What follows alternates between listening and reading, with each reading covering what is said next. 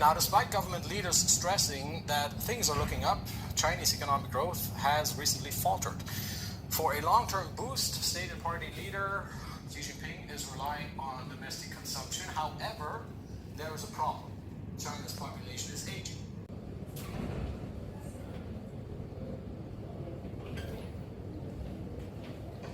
Only 11% Hello of everyone, Chinese what are you remain watching? under 14.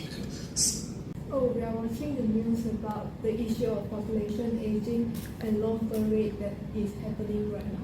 Is this a serious issue? Is it affected globally? To know about this issue, we will just get a seat and we will explain it to you.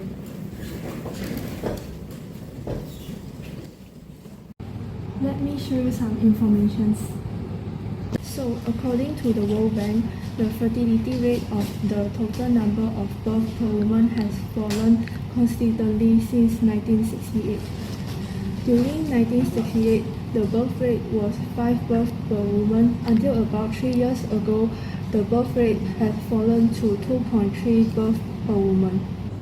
With that being said, I would like to add on that low fertility rate are often said to be directly related to increased life expectancy, therefore leads to an aging population. According to the World Bank, as the proportion of young people decrease, the proportion of older people increase. The average age of the population is foreseen to increase from 761 million in 2021 to 1.6 billion in 2050. It is also reported that the global working age population has been falling since 1966, peaking in 2012 and continue to decline until 2020. Oh, that sounds serious. Then what is the purpose of today's discussion? We are just discussing our research and findings on this issue. Oh, then what did you all got for your research findings? We did research using content analysis and a survey from people around us. We used research articles from certified sources that could prove the problem in this issue. And with that, we could form a survey with questions that we have in mind to understand the thoughts of the people around us. We asked questions to know what they think about the factors, impact, and the seriousness of this issue.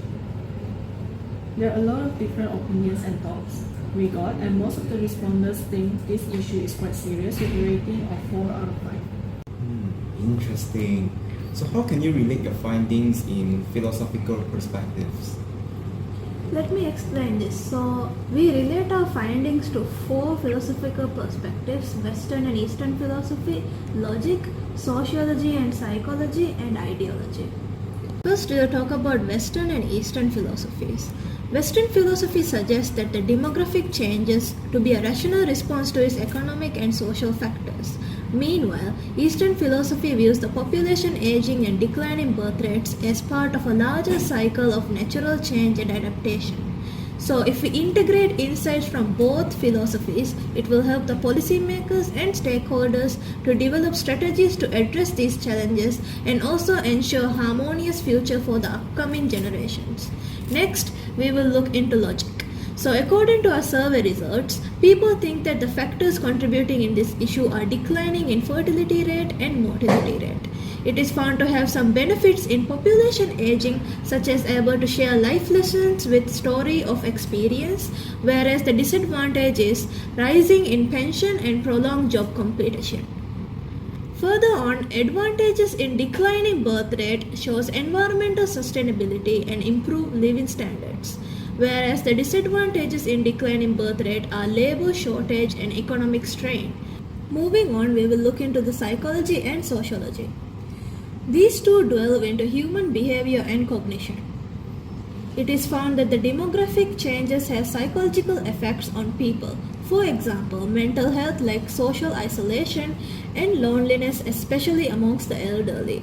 These challenges not only affect individuals, but it also affecting various aspects of our lives, from employment to healthcare, economics, family dynamics, and even cultural norms.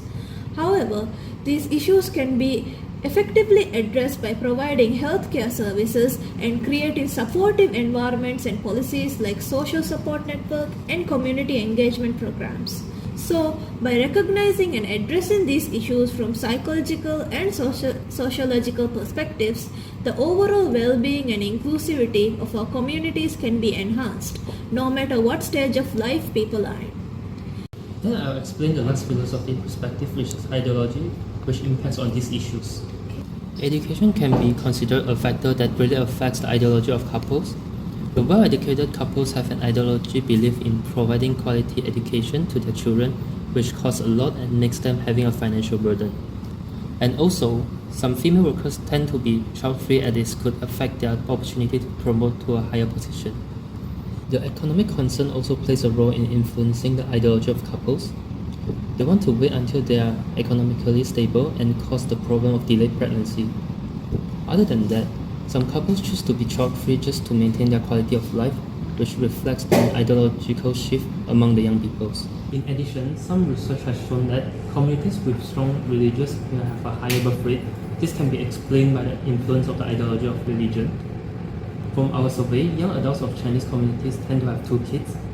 This is because of the ideology of Chinese traditional mindset to have 1 boy and 1 girl in their family. According to our survey, most of the people agree that change in attitude to marriage, parenthood, and work-life balance is the main cause of this issue. This illustrates how young adults' ideologies are changing. There are suggestions that policymakers should make family-friendly policies and give subsidies to education and healthcare system in handling this issue. In Philosophy of Sejahtera, it blends Western and Eastern views on aging and declining birth rates.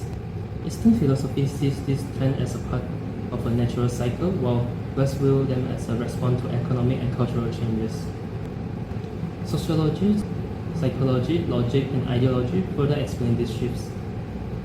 Education, economics, culture, and religion influence the population dynamics and attitudes towards the family planning.